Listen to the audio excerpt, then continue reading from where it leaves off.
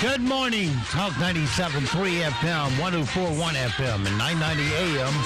WEEB. Welcome back to the most listened to program in all of the Sand Hills. It's time once again for Mornings with the Leader Man. I am Steve Leader Adams, fresh off for 3 hours and 56 minutes of fine sleep, according to Fitbit. Along with the Colonel, retired Marine Colonel Jeff Drummond. Good morning, Colonel. Hey, good morning, Moore County. Good morning, unfortunate Aberdeen, as the failing pilot refers to you. Hey, might be a few clouds out there, but, you need to get out and enjoy the day. Don't get depressed like a Democrat and hang around in your closet with a blanket over your head. Go play some golf, get out there, take a walk, go shopping, do what you normally do. Be careful, if you're at risk. Take that into consideration. And just remember, Democrats, they always start out the day with good intentions, and then they get out of bed and everything goes bad. So, don't worry about them. Go enjoy your life. Don't forget, of course, we are being heard and seen around the world on our live video stream. That's up and running right now at talk973.com. Top middle of the page is where the link is located. Just click on that and you'll be watching us. And if you're on a mobile device, you can get to it also by going... Don't stop, fool. Come on, Napster. You can get to it on your mobile device by using a streaming app. Or for this case, you'll use TuneIn. Fire that up, put Mornings with the Leader Man in there for the video. If you're on your mobile device just needing audio, that's when you need a streaming app, such as TuneIn, iTunes Streamer. Did I say tune in for the video? You fire up YouTube for the video and put Mornings with the Leader Man in there. For audio only, you use TuneIn, iTunes Streamer, other streaming services, and put WEEB into the link or the search parameters. If you're on our website at talk973.com, that icon in the upper right-hand corner of every one of our web pages that says on the air, listen live. Click that once and you're listening that quick. Partly cloudy today, isolated thunderstorms. Late today, look for a high of 81. Then tonight, mostly cloudy, scattered thunderstorms, 100% chance of it. Low of 63. The showers continue right on until about 1 o'clock tomorrow afternoon. And it clears out. We get partly cloudy after that. High of 72. Tomorrow night, partly cloudy, 53. And Friday, partly cloudy, 20% chance of an isolated shower, 67 for a high. Over the weekend, sunny Saturday and Sunday. Look for a high of 77, 84 respectively. Right now around the Sand Hills, winds are south-southwest at 12, visibility 10 statute miles. Pressure is 3008, dew point 56. Humidity 84%, is sunny and 61 degrees currently here at Talk 97.3 FM, 104.1 FM, and 990 AM WEEB, the home of fresh talk. Not the same 400 songs over and over and over and over and over again. All right, it is 7:34, 34 past the hour. One item that caught my eye in the news, activists who want North Carolina government to roll back coronavirus safety regulations on business took to the streets yesterday. Reopen NC protesters gathered outside the General Assembly in Raleigh starting at 11. The protesters were largely peaceful, but 3 arrests were made. Lisa Todd of Raleigh, Wendy, can't pronounce the name of Catawba, and Ashley Smith of Morganton were all charged with violations of an executive order and resisting a public officer. What a waste of time. Smith is one of the organizers of Reopen NC Facebook group. According to a crowd estimation program, there were 350 people gathered to protest. Counter-protesters came out also, but Governor Roy Cooper was asked about the protest during his Tuesday afternoon coronavirus press briefing. Here's the part you need to listen to. He said, quote, "I understand that people are eager to ease these restrictions. I know it's frustrating to stay at home so much. A lot of families are hanging by a thread," he said. "I tell you what, Governor, why don't you take all the money you've earned this year and send it to me?" No, he's not going to do anything like that. And maybe he might feel a smidgen of the pain we're feeling out here. He wouldn't even send it to a worthy charity. No, those bums up there, they're not going to do any of That's that. what I mean. It's the ones that get the guaranteed check telling everybody else, and here's what really gets under my skin. He says, the thing we put first and foremost is the public health and safety of North Carolinians. We have to make sure things are safe. In other words, you're too stupid to run your life safely.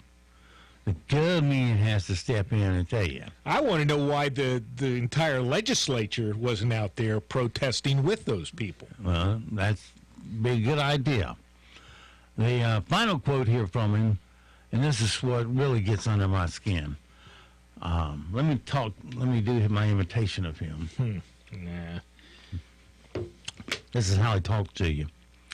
I'm very eager to move into our phases of reopening. We're going to rely on science. We're going to rely on the data. And we're going to rely on the facts in order to move forward. Well, no, he's not, because they're not releasing any data. They're not releasing any facts. We don't know who's recovered. We don't know anything of import that we really should know so that we can act accordingly and conduct our lives accordingly. He's got some facts and figures up there, but he's going to manipulate them to do whatever he feels he wants to do and whatever he feels politically is beneficial to him and the Democrats. That's what he's doing. Well, that and he's playing politics with our lives. Which, if you look at the map, a lot of states are reopening. And all the states around us are reopening. Kentucky, Tennessee, South Carolina, Georgia's already open. Virginia's not. But I'm getting to that. But North Carolina, Virginia, and everything in the Southeast, all the democratically controlled legislatures or governorships, are all closed. All of them. Virginia's doubling down on stupid. I mean, old blackface, what's his name up there? They're talking about not opening up completely for 2 years. Those guys up there, that's how stupid they are. Well, this is all in effort to say, we're smarter than you, Donald, and get in his face about it with our lives. When, like I said, when the governor gives all the money back that he's earned, maybe he'll get a smidgen of what we're feeling out here. I doubt it, but the whole maybe. Purpose of this thing, stay in place and stay in the house arrest, etc., was to flatten the curve and not inundate your hospitals and medical facilities with sick people. Clearly, we have not done that. New York, where it's, rife, with all this stuff going on, hasn't done that either. They still have plenty of ICU beds, plenty of medical facilities available, etc., as do we. And it has not resulted in any kind of flooding and overwork of our medical people, etc. In some places in New York City, yes, some hospitals, but they still have the ventilators available, still have the ICU beds available, etc. So they've already packed up. They're packing up the ship to send it back. Yeah, they didn't need it. Didn't need the ship. Yeah, didn't. They had a total of 80 people on there at any one time. And they've redirected. Old Cuomo up there has redirected ventilators to other places that are more in need of them, et cetera, et cetera. So, it hasn't turned into what they thought it was going to be. Yeah, he said at first, I need 30,000 ventilators. I need more hospitals. I need them now. So the government built 2 portable hospitals for him, and one of them they've taken down. Right. So it's time for us to go. You probably have seen barbershops open up using plexiglass in between chairs, and right. Everybody's masked up, gloved up. At some point in time, you got to let the market forces dictate how things go. They could open up everything, and then the market forces would get the business owners to make the environment safe for their customers. Because if the customer doesn't feel safe, he's not coming in. Yeah. All they've succeeded in doing is actually putting major hospitals in financial risk because so many people are not going to use the facilities now, for other things. Knee replacement. Yeah, well, elective surgery. Not only that, but just the emergency rooms and other facilities are not being utilized to the extent they have been, and that is causing a financial burden on a lot of hospitals. I don't know about our hospital here in Moore County, but nationwide there are hospitals that are getting ready to fold up financially. Mm-hmm. We're talking. Cooper's talking about open up an old hospital or a closed facility down in Hamlet. Well, I haven't heard anything that says they need to open it. Really? I mean, what is in Moore County? Total 116? I didn't look this morning because it doesn't matter, because once you have it, you never recover, so you're just one of the 116 forever. Yeah, I got the number here. So 116 in Moore County and 6 deaths. Well, at First Health, they're trying to make it off of 116 patients, of which most of them are staying in place. Yes, right. And not going to the hospital. Yeah, they're going broke. I would imagine they're feeling the pinch. I can guarantee you that. I would imagine they are, and it's ridiculous. People are not going for regular appointments that should be. If you have follow-ups on surgery or other medical conditions that you've been experiencing, people are not going for those follow-ups, et cetera, and you're putting other people in danger because of it. Mm-hmm. So I don't know. This is beyond me. They're not going to listen. We don't have a legislature that'll get out there and protest and join with the marchers and say, "Hey, open up." I haven't heard a peep out of anything in the legislature. Well, they go back in session Monday. Is that right? Well, that shouldn't prevent them from maybe getting out and doing some talking here, and either trying to explain what's going on or calm the public or whatever, or anything. Put some information out there. How many people in North Carolina have recovered from the coronavirus? None, according to these websites. Well, here's the thing, Governor.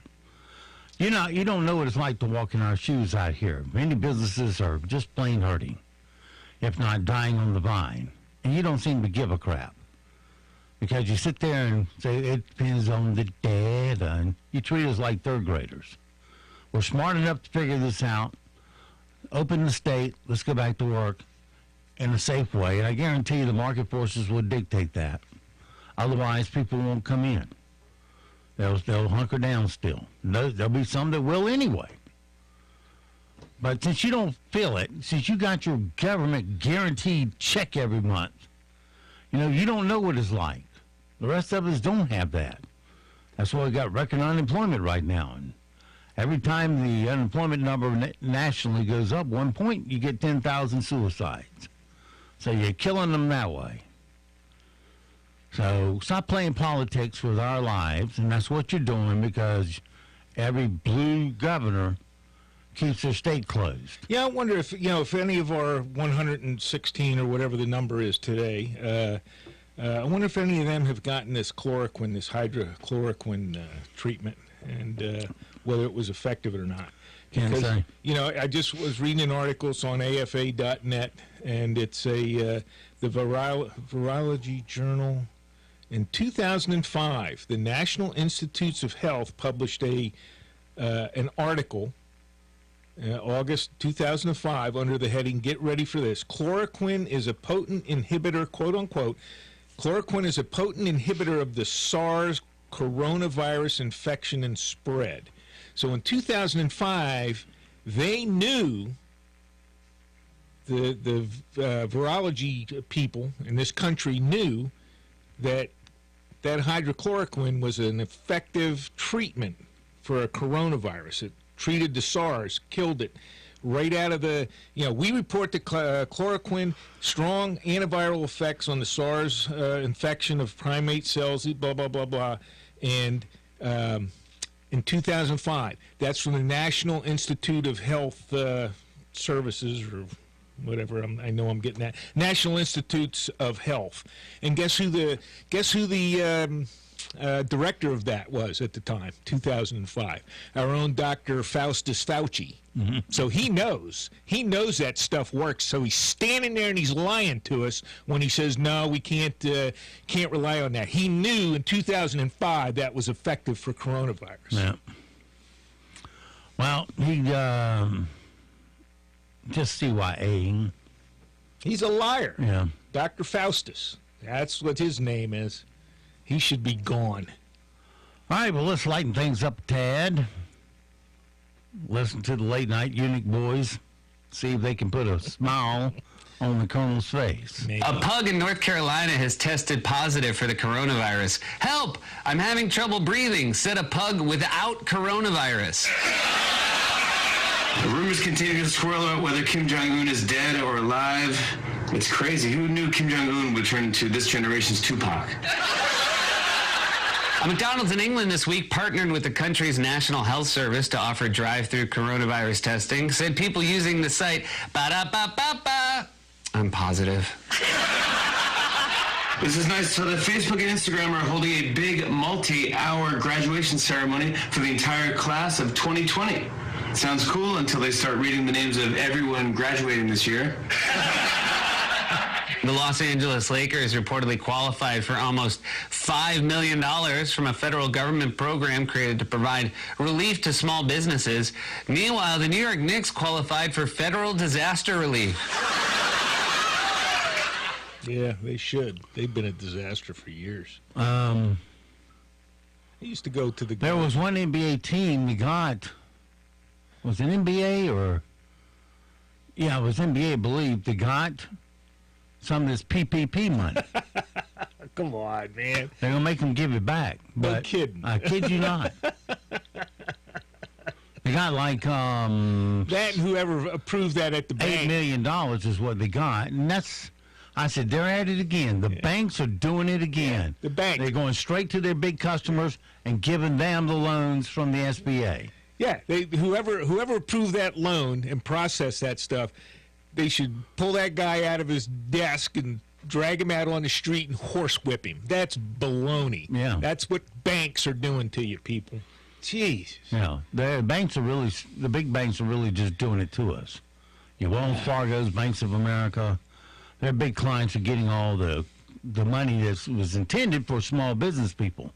And if you do the math, I hate to do this for you, but if you do the math of the last go-round, of the number that applied for the money, right at 3.5% got funded. Yeah. So that puts your chances at pretty crappy, to put it like it is. Did they have a list in North Carolina who got that money? I haven't seen one. Yeah, we need to find that out. We're going to find that out. And yesterday, of course, the press called over Mike Pence, the vice president, because he went to a VA hospital the Mayo Clinic to thank the nurses and doctors there personally. And everybody was wearing a mask except the vice president. And, of course, the press that's all the press told about the story. Right, yeah. And when they asked Pence about it, he says, well, I get tested regularly. And, I wanted to be able to look these people in the eye and thank them. And knew how sincere I was. And you can't do that when your face is covered. So, if he knows he doesn't have the virus, what's the problem? But the press makes it a problem. Even our liberal production staff here makes it a problem. Here's what they came up with. Mike Pence is touring the Mayo Clinic. He's not wearing a mask. Everyone else is. We all wear masks, metaphorically speaking. Coming soon to Netflix. In my role as vice president, I'm tested. Mike Pence and Jim Carrey star in Party time! Wearing a mask. 'Cause I gotta! I'm tested for the coronavirus every day. Well, I am the little yeller out. Literally everyone around me is tested. Tony, Tim, I won't be coming home this Christmas. Wearing a mask. Now playing in the Mayo Clinic movie room. All right. Well, let's go with our upside to quarantine fact of the day. We got to find a good side to all of this. Here's your upside to quarantine fact of the day. The garage is finally clean. Yay! That was your upside to quarantine fact of the day.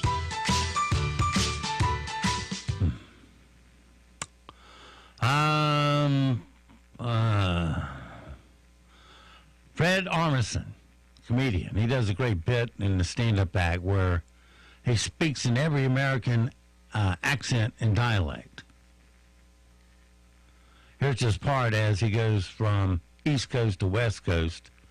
This is from his Netflix special here. Maine, you can almost hear England now.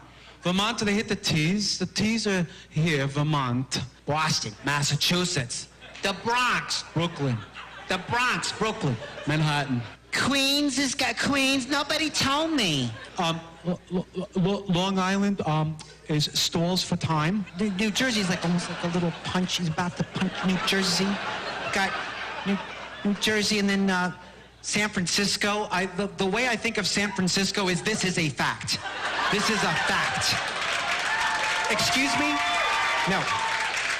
This is a fact. This is... But in Southern California, as you go down, the thing that you want to do is you want to pronounce every part of the word. Did they get Jersey right? No. No. No. He can't possibly go through them all. I mean, he missed the mountains in Pennsylvania and West Virginia, and he just missed. Well, I don't know. Maybe they're in there. I didn't hear him. He just went from Jersey to San Francisco. So. Well, a guy named Speedy Gonzalez was pulled over and arrested in Georgia after several months on the run. Cops have been trying to track him down since January when he stole a bunch of checks from a guy's mailbox. Here's Speedy.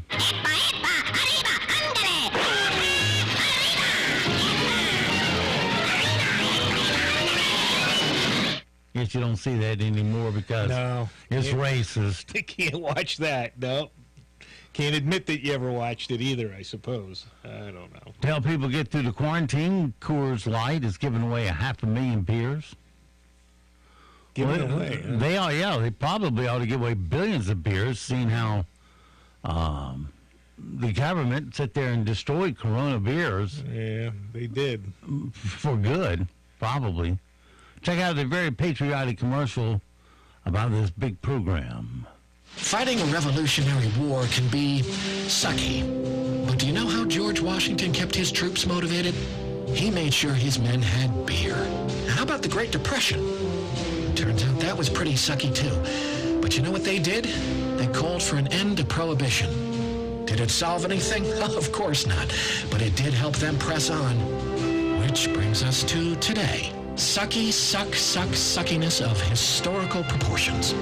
Now, we know this won't fix it, but how about some beer? Go to @CoorsLight on Twitter and tell us who could use a six-pack, and we'll buy them one. Because if history's taught us anything, it's that sometimes we could all just use a beer. No, the Prohibition didn't solve anything other than to transfer the production of alcohol and hard liquors from the criminal element to the higher criminal element of government. That's all they did. Especially in this state, since the government sells 100% of the liquor. Quite a few states still do it. Yep, criminal element. Now, can you be impartial about this and base your judgment on the facts? I go, well, I got a real problem. I said, the state of North Carolina's the biggest drug dealer in the state. Yep. They sell all the hard liquor. I mean, liquor's a drug. Yep. So I got a little problem with us being so hypocritical about the thing. If you're going to bust him, what about the other guy? Thank you, Mr. Adams. You're dismissed. Thank you. I will go home now. And I don't say that to get out of it. I kind of believe it. Hey, if you're being honest, that's it. They can't bust you for that. Now, if you sit there and just, no, bring the guilty bastard in here, now that's a little different. I know somebody that did that, much to his dismay. Yeah, bring the guilty bastard in there. You're acceptable. Please be seated. No, that's not what happened. Yeah, he got a little contempt and a couple other things, so, On Monday, Kentucky Governor Andy Beshear ripped people for filing fake unemployment claims and cited a case where someone used the name Tupac Shakur. But it turned out there is actually a guy in Kentucky named Tupac Shakur. And he's been waiting for his check for over a month. Here's what the governor said on Monday night. He did end up calling the guy later to apologize. A couple of bad apples can make this challenge that much more difficult. For instance, we had somebody apply for unemployment for Tupac Shakur here in Kentucky. And that person probably thought they were being funny, except for the fact that because of them, we've got to go through so many other claims that one person thinking that they were funny, using somebody else's identity, is going to make tens of thousands, potentially, of other people wait. It's not okay. Okay. Well, some things we need to know so we don't sound stupid today. Fox News has reportedly given the boot to outspoken Trump-supporting duo Diamond and Silk. Yes, that's what I saw that. They say why? No, I don't think so. I always enjoyed them. Yeah, they were personable. They're cutting ties with a lot of their. They only came on Friday mornings for one little bit. Types. Yeah, I know, but they're slowly going around the bend. I mean, it's they don't want to just cut ties with the conservative element, but they're slowly moving that way, and they're just turning the heat up, like the frog in the hot water. Boil the frog. Do it slow, and he won't know the difference. So a documentary based on Michelle Obama's book, Becoming, hits Netflix next week, fueling speculation that once you've seen it, you'll be cool with Joe Biden picking her as his VP. Yeah. Oh, God. You want to go back to stale economy, I see. Well, just remember, whoever the VP candidate is, that's who you're voting for president. If you vote for Biden, if Biden gets it and you vote for him. Mm-hmm. And JetBlue has become the first airline to require passengers to wear face coverings. 8 o'clock, here comes your news, sports, and weather. We'll see temperatures today head into the mid-70s and lower 80s. We'll have a strong wind moving in out of the south that could gust upwards of 30 miles per hour at times. For tonight, our temperatures will fall into the upper 50s and mid-60s, and we're likely to see those showers and thunderstorms develop early in the morning on Thursday, and some of those could be strong to severe. Gradual clearing will take shape as we head into the afternoon. I'm meteorologist Peter Sherwood at the Weather Center. Broadcasting from the top of the North Carolina Sand Hills, 97.3 FM, 104.1FM, and 990 AM, WEEB, Southern Pines, Pinehurst, Aberdeen. News this hour from townhall.com. I'm Rich Thomason. Today, it's Florida's turn. Governor Ron DeSantis to detail plans for reopening from the COVID-19 lockdown. DeSantis says it will be a gradual return, describing it as methodical and very data-driven. Some states are allowing theaters and dine-in restaurants to reopen. Others are relaxing restrictions just for barbershops, nail salons, and the like. Dr. Emily Landon, who leads infection control at the University of Chicago Medical Center, says whatever the business, both the bosses and employees have to distance themselves. Where are people eating lunch? You can't keep your mask on when you're eating lunch. And if all your employees are taking a break at the same time, in the same room, taking off their masks, then you're probably not doing enough. Landon adds that people who want to visit family and friends have to also take precautions, including limiting the number of people gathering together and wear masks. I'm Tim McGuire. There are now more than 1 million confirmed COVID-19 cases in the U.S. Los Angeles Mayor Eric Garcetti says a number of cases continues to climb in L.A. County. We saw 597 new confirmed positive cases, bringing the total now to 20,976 confirmed cases in the county, a 3% increase. New York City Mayor Bill de Blasio says he has instructed the NYPD to ticket or arrest people who gather in large numbers, ignoring social distancing. The mayor took the action after ordering police to break up a gathering of hundreds of people in the streets of Williamsburg, Brooklyn last night. They had gathered for the funeral of a rabbi who died of coronavirus-related complications. Storms rolling across the region. On Wall Street, Dow futures up 129 points. More on these stories at townhall.com. Thank the pain relief. It's natural pain relief that works, and pain relief that attacks. The time for Melon's ideas it doesn't like. Hollywood does not want you to see my film, No Safe Spaces, which is why you won't see it on Netflix or Amazon Prime. But now you can watch No Safe Spaces for a limited time at nosafespaces.com. It's time to fight back and protect freedom in America. See No Safe Spaces. It is a great film starring me and Adam Carolla. Go to nosafespaces.com. Poland is the latest European country to announce plans for easing a coronavirus lockdown. Italy, France and Spain have all mapped out their exit from coronavirus restrictions this week. Now it's Poland's turn. Mateusz Morawiecki said the country had established a measure of control over the virus but still needed caution. From next Monday, shopping malls can resume trading if social distancing is maintained. Kindergartens can reopen and hotels too. The latter is a major concern in Greece, where tourism accounts for 20% of the economy. The minister in charge, Charis, urged tourists to return this summer. European Union transport ministers will discuss a coordinated approach by video conference. The BBC's Mike Sanders. At least 36 people have died in one of South Korea's worst fires in years. Authorities say the blaze broke out at a construction site near the capital. Officials say the death toll could rise. News and analysis at townhall.com.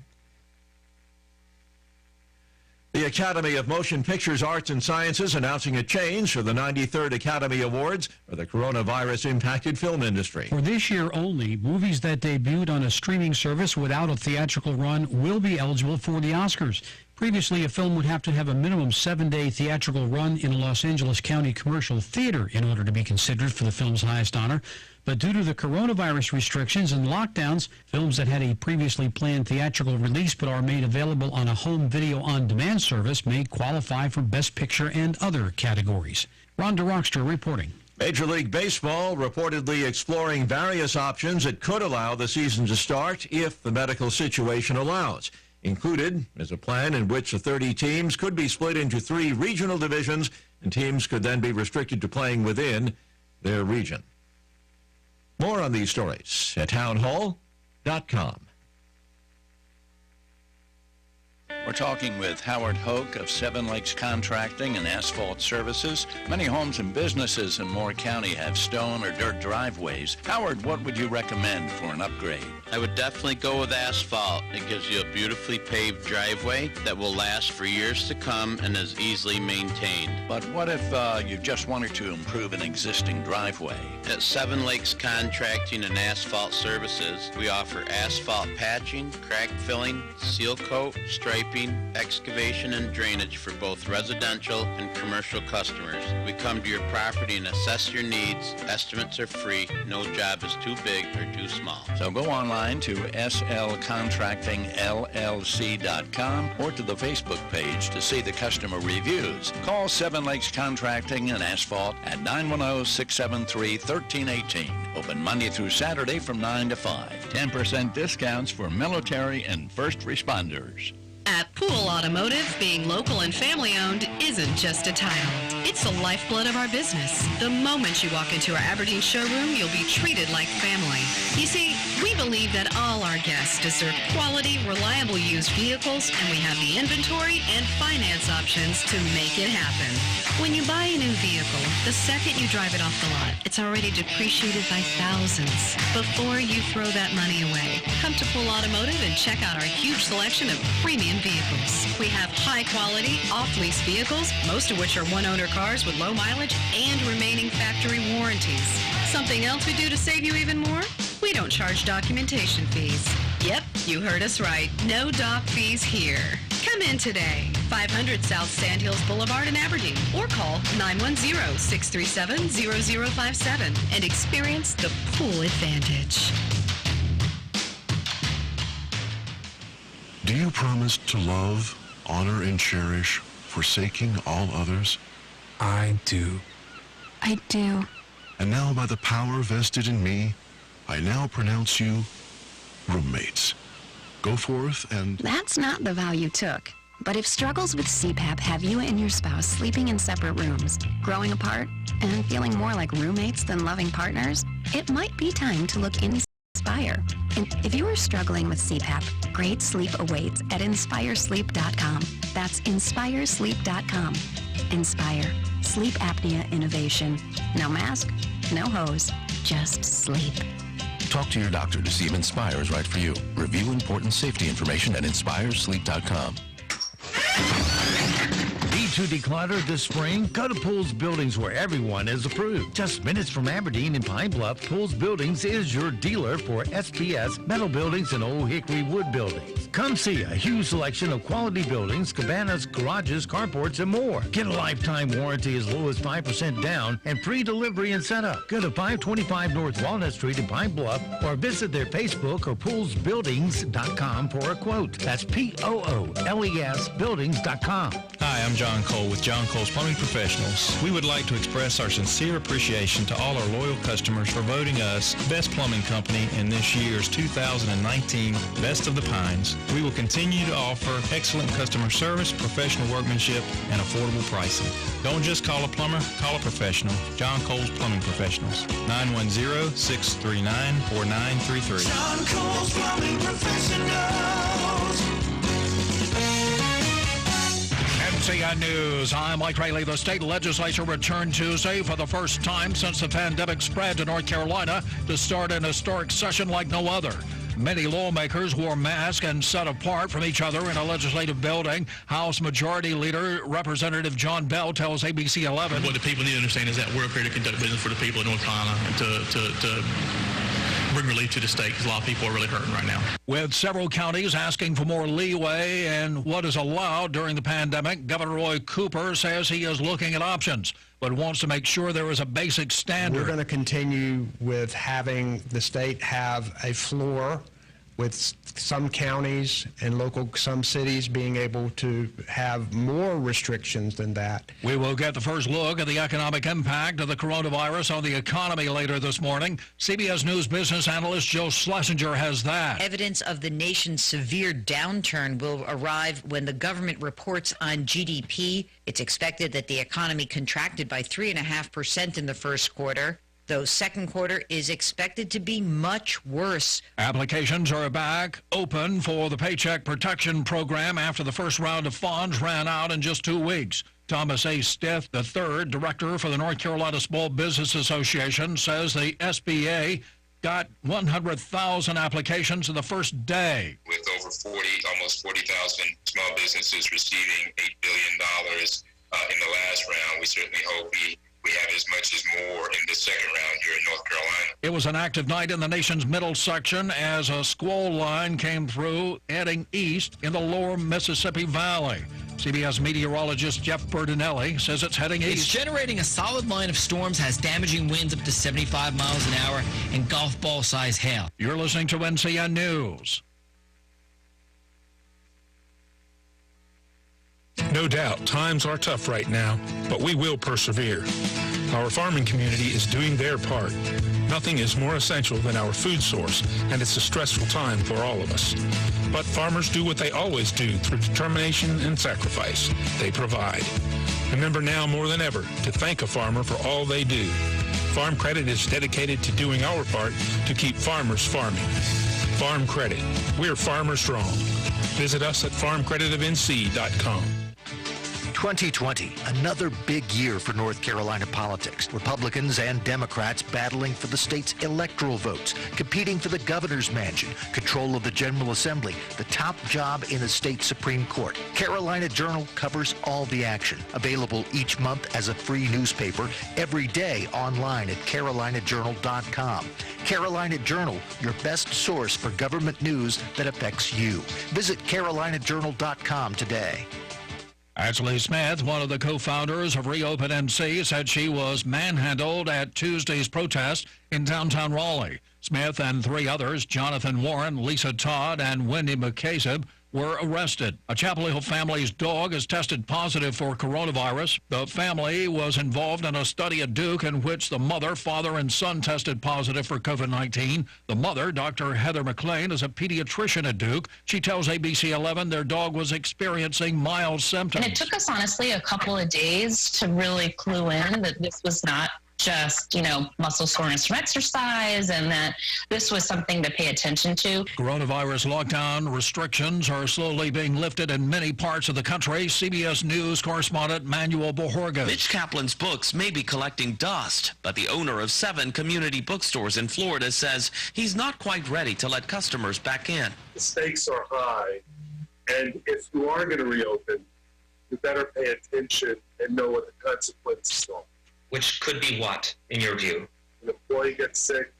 Could be that a customer gets sick. It could be that you have to turn around and close down once again. Florida is among the latest states to announce it's lifting parts of its lockdown. The elderly have been encouraged to stay at home and stay safe, but as CBS News correspondent Elaine Cobb reports from Paris, some see a good reason to ignore that. He's 98, but Dr. Christian Chenet is still working, treating people who think they have COVID-19. J'ai jamais vécu ça. I've never seen anything like this, he said, and he lived through the post-war typhus epidemic that swept France. He makes weekly visits to a retirement home for clergy and holds phone consultations with patients, and says he has no plans to stop. Elaine Cobb, CBS News, Paris. Mike Rayleigh, NCN News. We're going to see temperatures for today head into the mid-70s and lower 80s. It's going to be a warmer afternoon as we get those strong winds to move in out of the south. For tonight, leading into tomorrow morning, we are going to see showers and thunderstorms build in. The main event will develop by Thursday morning. Temperature 3008, wind south-southwest at 10, visibility at 10 statute miles. It's 8:14. Let's take a look at your Sand Hills News for this Wednesday morning. The Aberdeen Town Board declined to a request to use the Parks and Recreation building for early voting this fall. Under the terms of the written request made by the Board of Education, citizens would have been able to vote at the site from the middle of October until a few days prior to the actual election in November. The board agreed to deny the request at its Monday, April 27th regular session. The availability of other sites, in particular the American Legion facility, played a key role in the board's determination. Members were also concerned that halting activities regularly taking place at the Parks and Recreation building would hinder residents. Town Manager Paul Sebastian will recommend an alternative site, something that's been done previously. If the Board of Elections doesn't agree with the formal denial, an in-person meeting could be held to discuss options. And the governor of North Carolina says NASCAR can hold the Coca-Cola 600 without fans at Charlotte Motor Speedway at the end of May if health conditions do not deteriorate in the state. Governor Roy Cooper says that he and the state's public health officials have had discussions with NASCAR and the Speedway. Cooper says he believes the race can go forward on Memorial Day weekend for the 60th consecutive year. NASCAR, like other sports, has been shut down for weeks because of the coronavirus pandemic. That's your WEEB local news this morning from the Sand Hill Sentinel. Go online to sandhillsentinel.com for more information. It is 8:16, time for sports. That's next here on Talk 97.3 FM, 104.1 FM, and 990 AM WEEB. NCN Sports, I'm Josh Zach. North Carolina Governor Roy Cooper announced yesterday that he and state officials have been in talks with NASCAR. And assuming things don't take a turn for the worse in North Carolina, the Coca-Cola 600 will be allowed to run during Memorial Day weekend at Charlotte Motor Speedway.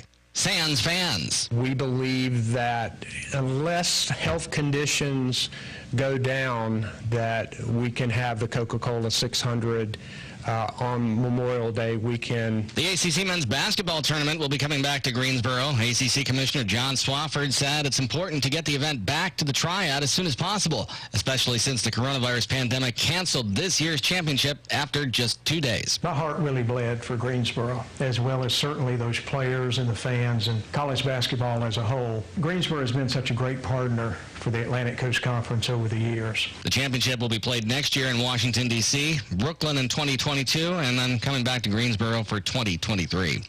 Unrestricted free agent Jameis Winston has agreed to terms on a one-year deal to be the backup for Drew Brees in New Orleans. The overall number one pick in 2015 had been the starter in Tampa Bay, but that's Tom Brady's job now. He is coming off of a season in which he led the league in passing yards and ranked second in touchdowns. He had 33 of those, but he also led the NFL with 30 interceptions, which made him the first quarterback in NFL history to throw at least 30 touchdowns and also be picked off 30 times. In other NFL developments, the league has announced the dates for next year's draft, which is set for Cleveland. The league officially awarded the 2021 draft to the Cleve last year, and yesterday revealed that the event will be scheduled from April 29th to May 1st. While details are still being finalized, the draft is being planned to be held at multiple locations around the city, including First Energy Stadium and the Rock and Roll Hall of Fame. This is NCN Sports. Introducing from Wilmington and Morehead City, North Carolina, the delivery dominators, the supply chain champions.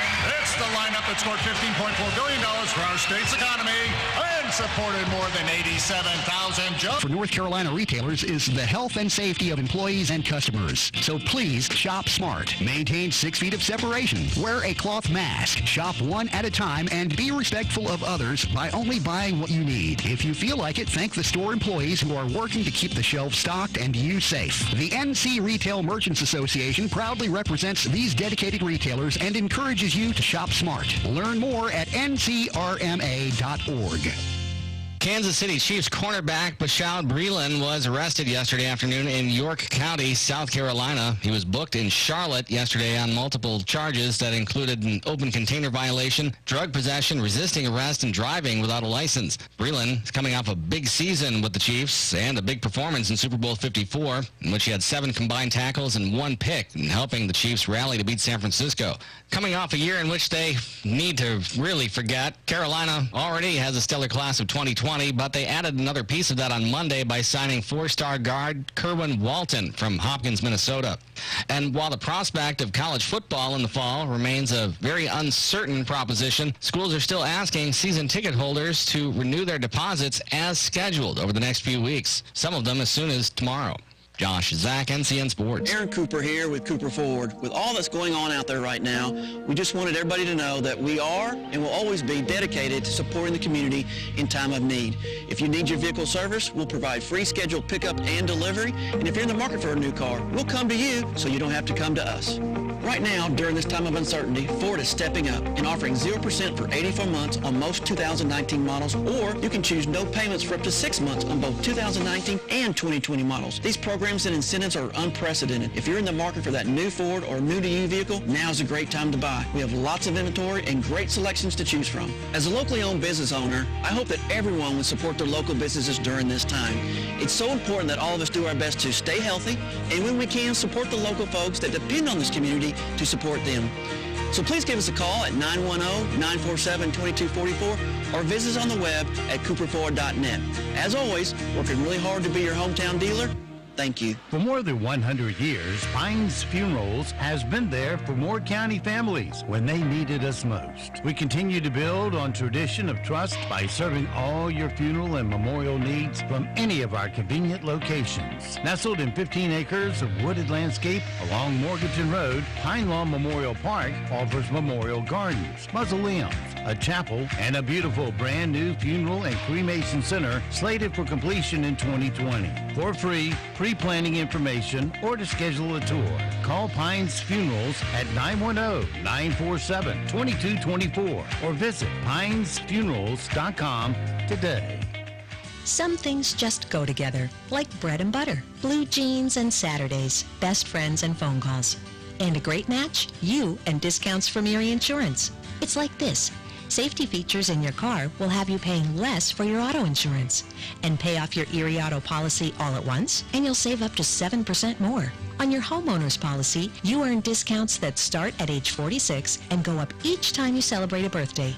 There are more discounts, too, for things like home safety features and even teenage drivers. And the savings keep adding up.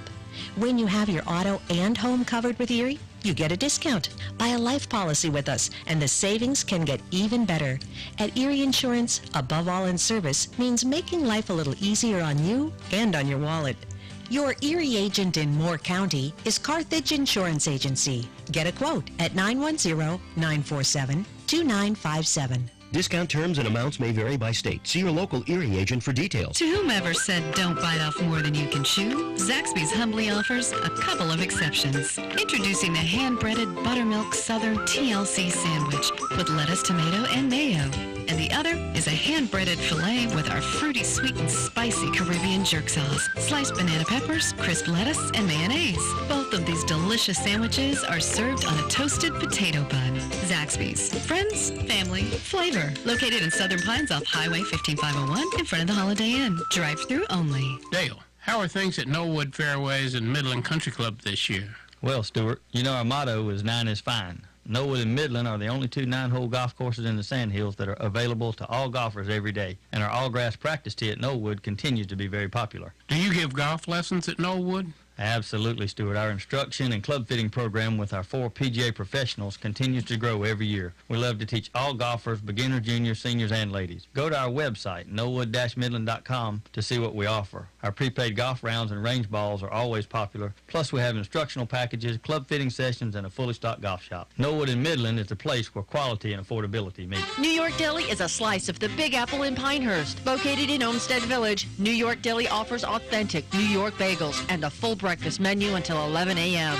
Looking for lunch? There are 33 signature sandwiches to choose from. New York-style pizza on Wednesdays and Fridays, and now offering Meatball Mondays. New York Deli is open weekdays from 7 a.m. to 3 p.m. Visit Moore County Takeout and Delivery Options Facebook page for our menu updates. Call 295-2264 for takeout, or have your order delivered via DoorDash, Grubhub, or Easy Bites.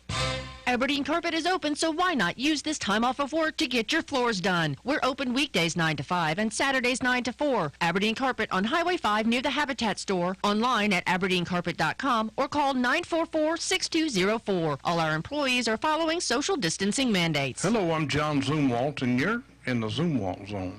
No matter whether you agree with the governor's executive order or not, most folks agree it's not the most fun time in the world. Every day is just like the one before it, isn't it? No work to go to, no church on Sundays. It's hard to tell one day of the week from another. Imagine this, though. Imagine if we lost our electricity. It means no air conditioner, no refrigerators, no recharging computers. Then imagine if you had no internet during this time, no television, no radio. In other words, imagine you lived in early America, not the pioneer days, but days before we had all this. People lived every day of their lives like that. They didn't have access to good medical treatment. It was difficult to get a good education. No one complained. Well, I'm sure they complained, but they didn't complain about no air conditioner. But you know what? We're not living in those times, and we do need these things, and I do mean need. Maybe they make us weaker. I don't want to argue that, but still, we need them. We couldn't survive without computers. You think we could? Your car, electric grid, buying groceries, even getting groceries to the store in the first place. Our military defense, you name it. It all relies on computers. We're not all equal in this time of shutdown. Many people will go broke, have their credit ruined, divorce, even take their own or someone else's life. I hope you haven't forgotten the plight of those people. I think about them all the time in the Zumwalt zone. We'll see temperatures today head into the mid-70s and lower 80s. We'll have a strong wind moving in out of the south that could gust upwards of 30 miles per hour at times. For tonight, our temperatures will fall into the upper 50s and mid-60s, and we're likely to see those showers and thunderstorms develop early in the morning on Thursday, and some of those could be strong to severe. Gradual clearing will take shape as we head into the afternoon. I'm meteorologist Peter Sherwood at the Weather Center. And now, the Sandhills' #1 morning show. Mornings with the leader man. Here on Talk 97.3 FM, 104.1 FM, and 990 AM WEEB. And heard and seen around the world at talk973.com. The best part of waking up is waking up with us. Are you listening? I'm still listening. What are you listening to? My favorite show. Are they essential? Oh, yes, it's essential. Essential to whom? Drunks, perverts. The riffraff. Those people are disgusting. Then how is it still on? Those are our people. It's the Freak Show. Freak Show Central. Yeah, but it's our Freak Show. Non-essential personnel. Actually, I am essential the operation. I am central. So, let's begin.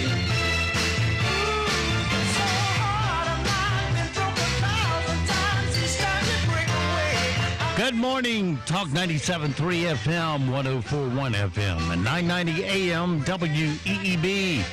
Welcome back to the most listened to program in all of the Sand Hills. It is time once again for Mornings with the Leader Man. I am Steve Leader Adams, along with the Colonel, retired Marine Colonel Jeff Drummond. Good morning, Colonel. Hey, good morning, Moore County. Hey, John Zumwalt made it in this morning. He didn't have to trade his truck in, but he's got an appointment after the show because his window fogged up. So, it's rather than clean that off, he'll just trade it in. But we'll get to that, and he's got a great guest today, so we got a good show. So get your coffee and get your apple fritter and have a seat. Don't forget, of course, we are being heard and seen around the world on our live video stream. That's available right now at talk973.com. Upper, the top middle of the page is where the link's located. On your mobile device, fire up YouTube and put Mornings with the Leader Man in the search. If you're on your mobile device just wanting our audio stream, you do it this way. You fire up a streaming app, such as TuneIn, iTunes Stream, or many apps will work. Just put WEEB in the search. And if you're on our website at talk973.com, click on that icon in the upper right-hand corner of every web page that says On the Air, Listen Live. Click it once and you're listening that quick. Weather for us today here in the Sand Hills, partly cloudy today, isolated thunderstorms this afternoon, look for a high of 81. Not a big chance of those thunderstorms. Tonight, we're up to a 100% chance of getting wet. Mostly cloudy, a low of 63. Thursday, we'll start out on the wet side, end up partly cloudy by afternoon. Rain moves out about 1 o'clock tomorrow afternoon, high of 72. And Friday, partly cloudy, small chance of showers, high of 67. Nothing but sunshine over the weekend, 77 on Sunday, and 77 on Saturday, 84 on Sunday. Right now around the Sand Hills, winds are south-southwest at 10, visibility 10 statute miles, pressure is 3008, dew point 58, humidity 86%. It's sunny and 62 degrees currently here at Talk 97.3 FM, 104.1 FM, and 990 AM WEEB. All right, it is Wednesday, and that means it's time for the extended Zumwalt Zone part of the program. And, of course, star of that is John Zumwalt. Good morning, John. Good morning. Good morning, Colonel. Good morning, Steve. Good morning, everyone. I do have a great guest today. I think one that'll have some things to say that you're going to want to hear. We'll get his perspective. A lot of you know Con O'Mahony. He owns the Bell Tree. And we've asked him to come on this morning and just chat with us about the business side of this whole coronavirus thing. Good morning, Con. Good morning. Good morning, guys. How are you? Good. It's great to talk to you. I know people will be interested in what you've got to say. Can you give us some background first, though, for those who may not know you, of what do you know about the restaurant business? Have you been in it for, 6 months? Yeah, I've been in it for a little bit longer than 6 months. Okay. I mean, I grew up in Southern Pines. I've been here since I was about a year old. And obviously my father was in the Marine Corps, so we moved here in the very, very beginning, the close to beginning stages of some of the operations at Fort Bragg and some of the Joint Special Operations. So since 1971, I've been here. So I consider it home. I consider myself a native, and this is my home. So when I was about 13 years old, I started working for Vito. So this was the kind of the beginnings of Vito's. I think he was open about a year, maybe 2 years when I first started there, washing dishes. And I've been in it ever since. Through college, through high school, back and forth, and always keeping my ties in the restaurant industry, whether it be selling beer and wine for Healy Wholesale, or managing the barn, or opening the Holly Inn in Pinehurst, managing Mulligan's. I had my own small pub, O'Mahony's Pub and Grill, and then also golf course. I owned the Longleaf restaurant for a while until I sold it, and now we're at the stages of the Beltry. So, well, you know, Con, if this were an episode of Perry Mason, I think we would just have successfully established you as an expert witness in the restaurant business. So that's kind of what we wanted to do. I don't know if there's any experts.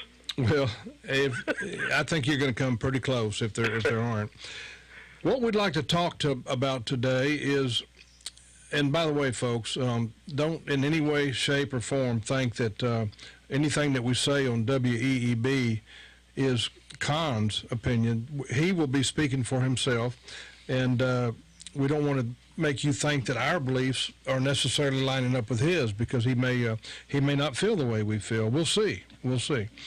I want to ask you first, how bad is this hit on the restaurant business? I don't want to ask you about the Beltry because that's more personal, unless you decided you want to talk about it. But just in general, you know, just about everybody in the restaurant industry here. How is this affecting them, and are they going to be able to recover from this?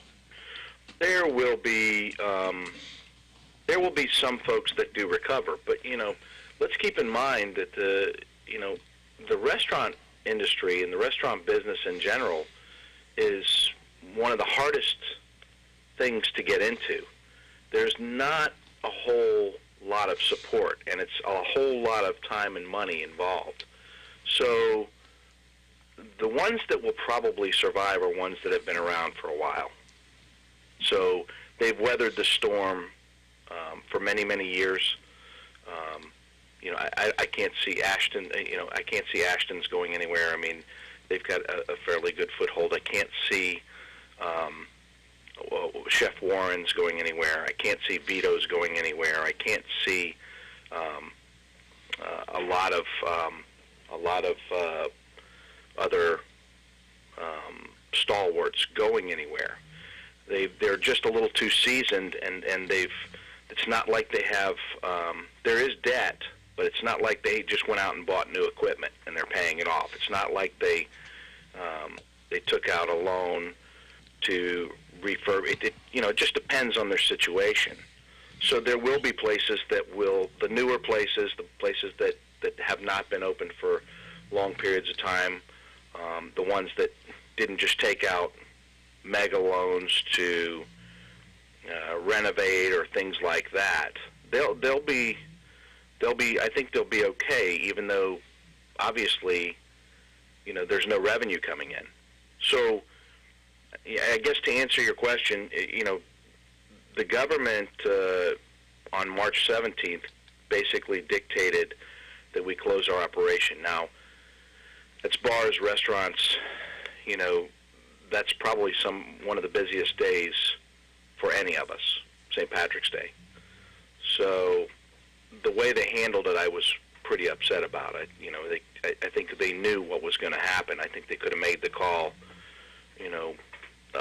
a little bit earlier than they did, because at that point, many of us, Pat O'Donnell, O'Donnell's Pub, Alan Riley at Dugan's, myself, you purchased 20 cases of corned beef, or you purchased, 10 kegs of Guinness, or you purchased, 100 cases of beer, because it's a busy day, it's a busy week, and it's somewhat of a celebration, and that's kind of our element with that. And so, and the same thing with Sly Fox. They would have purchased a little bit more as well. So you invest in all this inventory, and then you get turned down. You get turned off. Well, Con, I want to say I just had a text from one of the leaders in the business world here in Moore County, and he said this: "We need to get back to work before the cure kills us." Have a great day. Let me ask you this. Not speaking about Beltry, because I don't want you to talk about anything that's too personal, but in general, you've been a dishwasher. You've done everything I believe a person can do in the restaurant industry. When you go to work, you come home, you get your check at the end of the week, you're just trying to survive until you can establish yourself financially and as a family. How do you think this is affecting all the people the dishwashers, the waitresses, the waiters, the cleaning people, the hosts, they've got to pay their rent, they've still got to pay for their... Better servers than others, but they live day to day, a lot of them. Now, the reward is it's cash. It's cash in your pocket. If you're not waiting on a check in 2 weeks, or you're not waiting on a check for a week. So you're able to go to the grocery store after you leave work and pick up milk or whatever for your kids or for your family, or it's a day-to-day situation, and obviously, if you've got a $100 bill in your pocket, it's a lot easier to spend that $100 bill in your pocket than to hold on to it and pay your bill in a week. Well, I just got another text from a person who works as a waitress, and she said, yes, paycheck to paycheck, not day to day. So that's someone agreeing with you. And that's got to be very difficult. I mean, lives are being destroyed. Now, folks, when you're listening to this, if you're thinking to yourself, well, we need to stay home, we don't want to hurt people, we're not arguing about that. We're just discussing the realities that we are hurting a lot of people, and we are, whether you think it's okay or not, the governor's executive order is hurting people. It's shutting down people's lives, and I think there's two folds to that too. Part of me, part of me agrees with you that order is, well, I mean, it's not part of me that agrees that it's hurting people's lives, because it is. That's a fact. But it is also saving people. So I'm kind of on the fence with that. So do I agree that we should do a phased opening? No, I don't.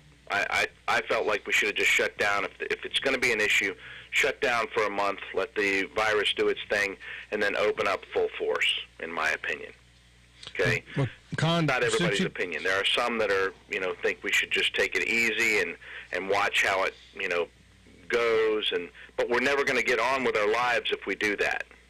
So I would like some firmness. I would like some dates, and I would like some guidelines that we're either going to follow or we're not going to follow. I mean, some of the reopening guidelines for restaurants that I've looked at are just, it's not worth opening at that point. We just remain to do takeout if that was the case. 6 to 8 foot distances and things like that. So yes, we do want to get back to work. Yes, we do want to reopen. There are some that are definitely more gung-ho and saying, to hell with it. We need to open up now. Let's fight it, and let's just open up and to hell with the governor. I'm not that guy. I'm the guy that says, okay, let's be cautious. We do need to open. I'm in agreement with that, but let's be cautious. And if we need to have a time frame, let's just set a date, and let's everybody be smart. Let's not be. I guess the phrase would be, let's not be candy ass and all walk downtown side by side, breathing on each other to see who gets it and who doesn't. Well, I think the governor of South Dakota is a pretty good example. She did, I think, kind of what you're advocating. She gave the people, that would be us, a lot more leeway in what we should do. She trusted her people. She gave them guidelines, but they were not in the form of an executive order. You mentioned phases. We are not in any phase right now. We will, in a week or two, we'll start phase 1. Yep. Do you see a big difference in phase 1 and right now?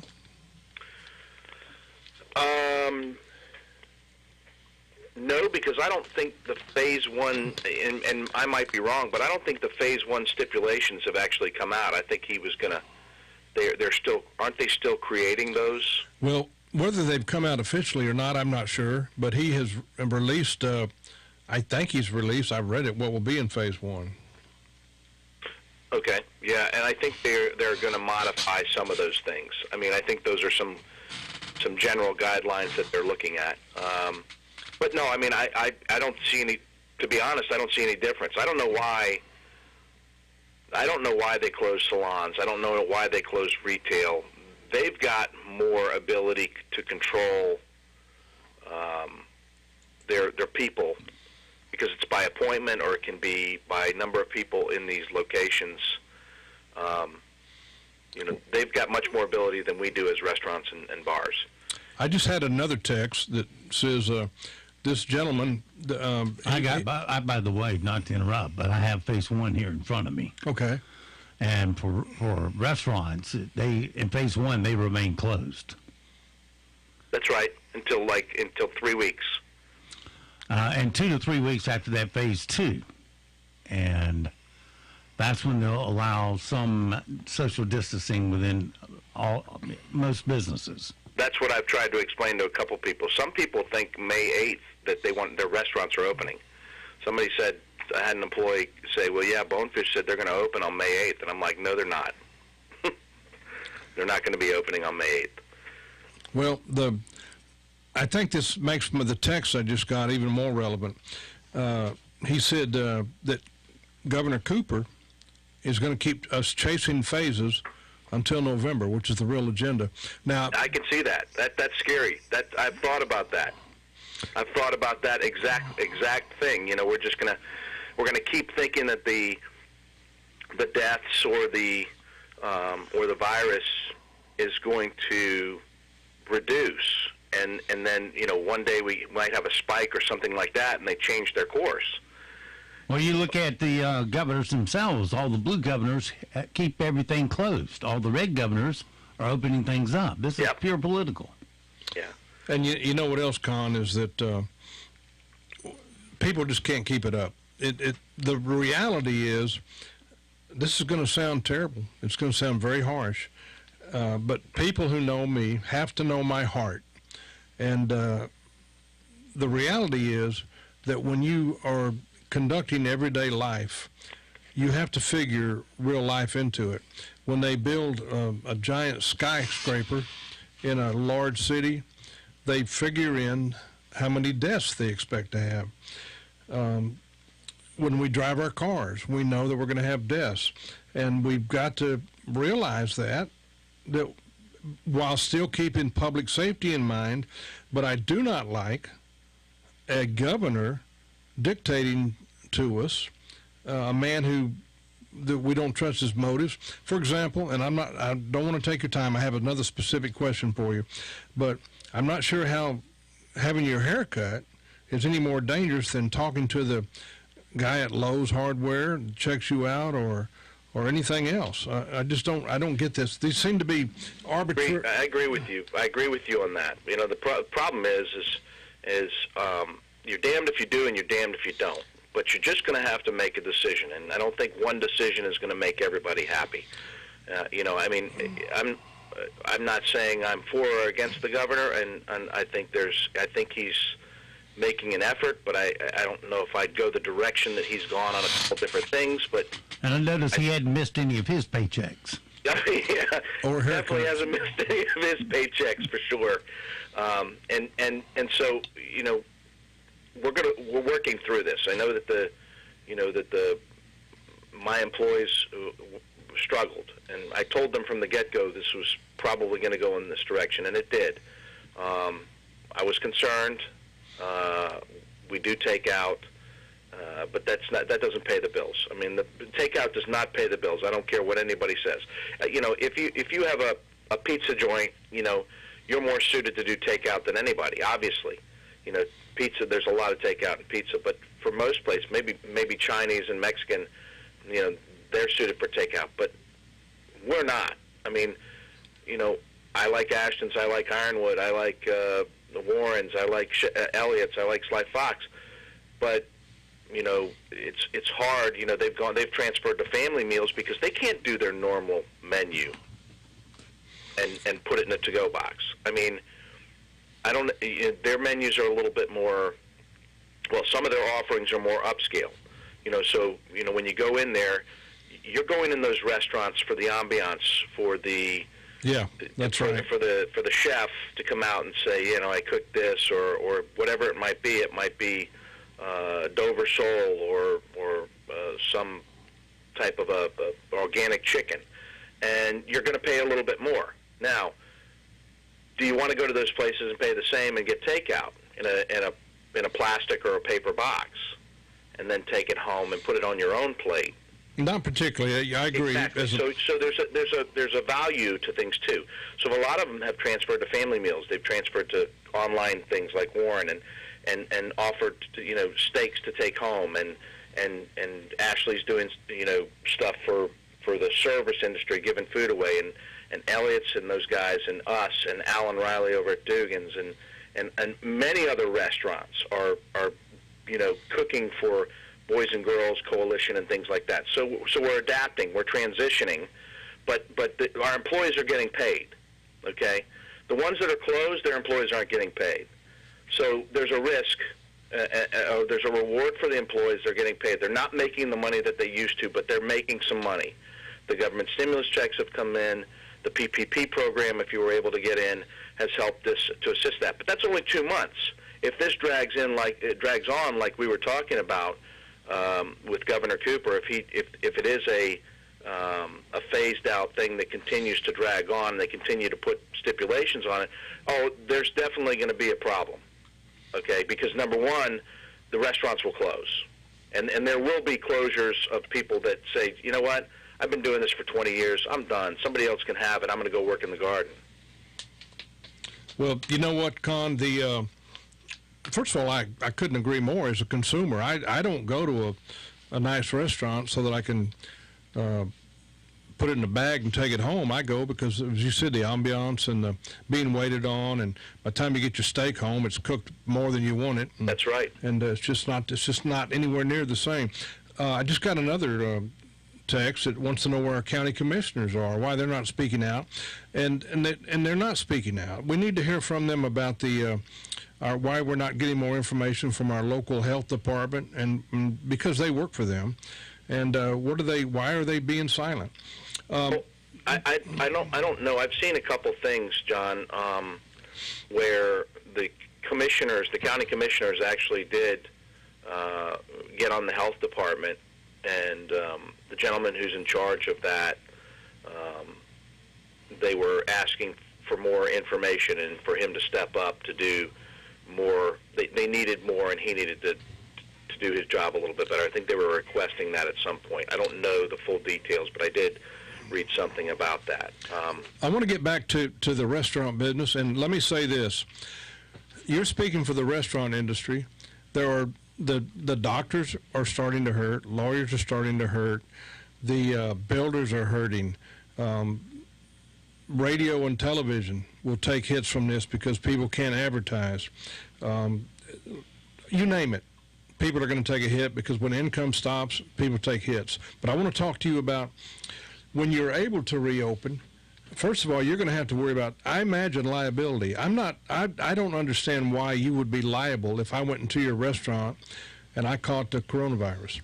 But you know good and well that liability is an issue. You know it way better than I do. So when they tell you can open it... I think that's the biggest thing that's the big...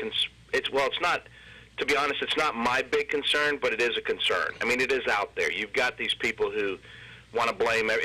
Everybody's so sensitive now. It's a very, very sensitive culture we have, and so everybody wants to blame it on everyone else. If you're not on board with what they believe in, then you're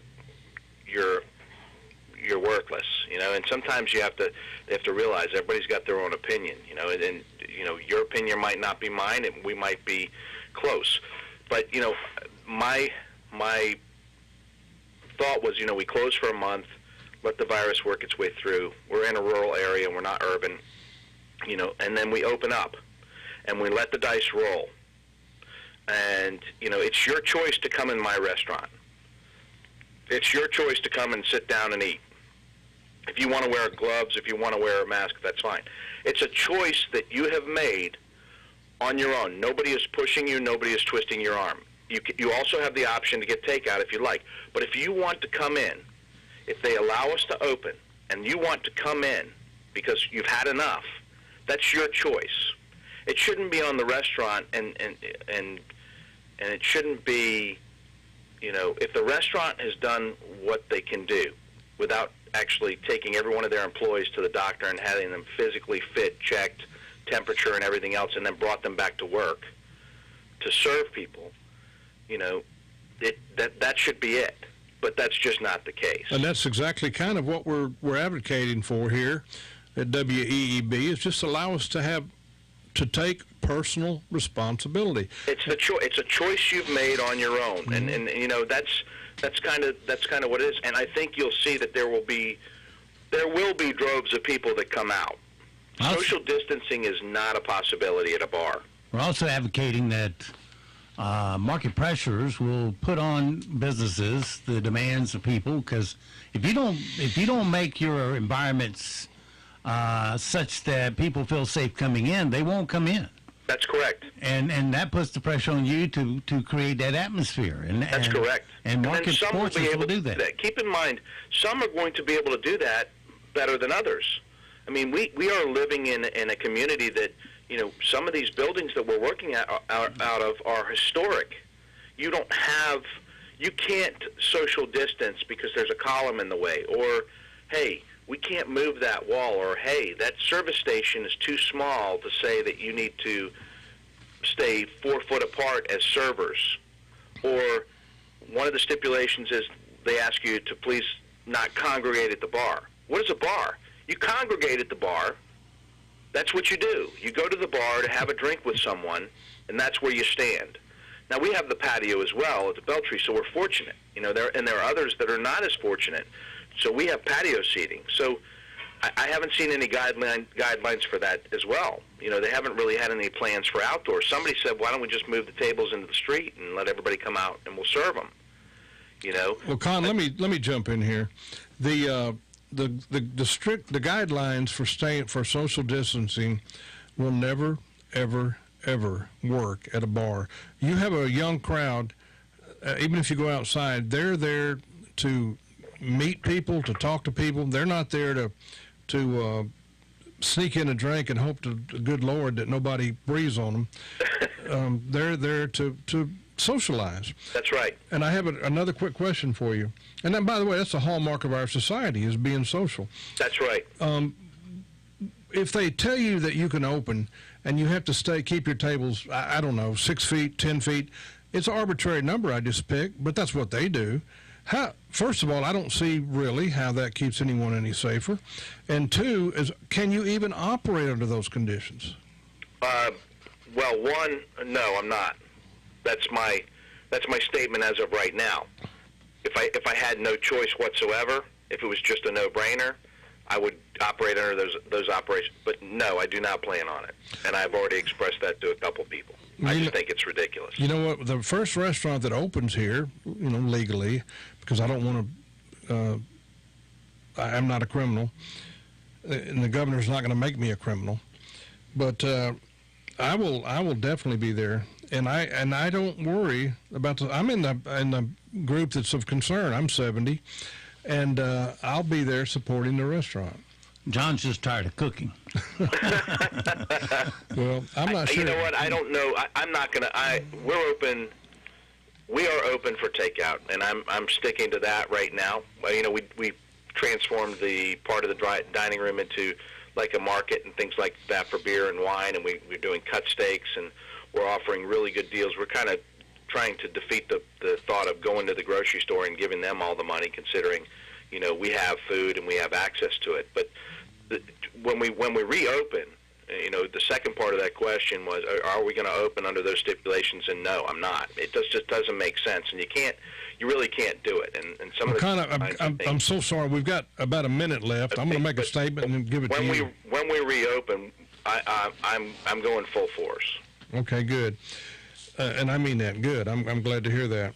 The whole point of this is this: to let people in this county know that no matter how you feel, when you start making your decisions, please, just because you're doing okay, and I am, don't forget the folks that are hurting, the folks that are shut down, all the people. We've got to keep those folks in mind. We're killing our economy. Con, would you like to make a statement about how people can get a hold of you or order from your restaurant or anything like that? We've got about probably 20 seconds left. Yeah, you know what? I think everybody has done a tremendous job of supporting these local restaurants. I want to say thank you to everybody for supporting these restaurants. I want you to be safe, make smart decisions. You choose your own path. We do need to get open. We do need to get the economy going again. We don't want to do it and jeopardize anyone's safety. We're very thankful for what we have, and we do want to be open as a restaurant industry in Moore County because we make a difference. Thank you, and I think you've represented local business very well, and please continue to support our local businesses. Thank you, Con. Thank you very much, Sean. Bye-bye. All right. So it goes for this Wednesday. Have yourself a great, safe day. We'll see you back bright and early tomorrow for a Thumping Thursday. Don't forget all our advertisers who advertise on this station. They are the backbone of our economy. They make radio free to you. They're good neighbors, and we need to support them because they, too, want to survive this coronavirus. And don't forget, millions of Americans have fought and have died to give and protect the freedoms that you get to enjoy today. Live today worthy of their and their families' sacrifice. I'm Steve Leader Adams, and the Leader Man, and Nick and Colt the dog. We'll see you this afternoon at 2 at the Dog Place. When I come back, you'd better be laughing. So, what did we learn?